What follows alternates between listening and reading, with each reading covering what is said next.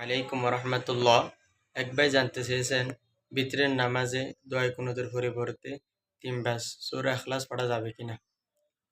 এটার সহি সমাধান হলো বিতরের নামাজে দোয়া কুনুতের পরিবর্তে 3 বার সূরা ইখলাস পড়া এটা গ্রহণযোগ্য নয়।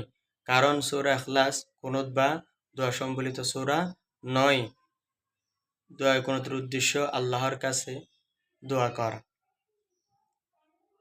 কেউ যদি দোয়া কুনুত না জানে, আল্লাহুম্মা ইন্না নাস্তাঈনুকা ওয়া নাস্তাগফিরুকা এই দোয়াটি যদি কেউ না জানে, তাহলে অন্য যে কোনো দোয়া পড়লে তার ওয়াজিব আদায় হয়ে যাবে।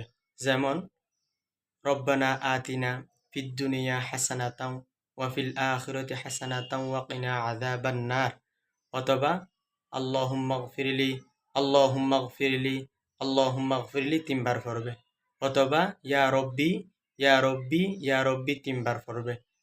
তবে হাদিসের মধ্যে যে দোয়াটি উল্লেখ করা হয়েছে, যেমন আল্লাহুম্মা ইন্না নাস্তাঈনুকা ওয়া নাস্তাগফিরুকা, এটা পড়া অবশ্যই সুন্নত। এটা যারা পড়তে জানে না তারা দ্রুত শিখে নেবে।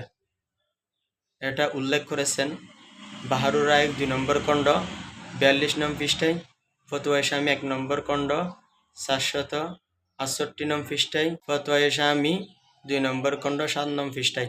আল্লাহ সুবহানাহু ওয়া তাআলা আমাদের সবাইকে সঠিক মাসআলা বুঝে আমল করার তৌফিক দান করুন।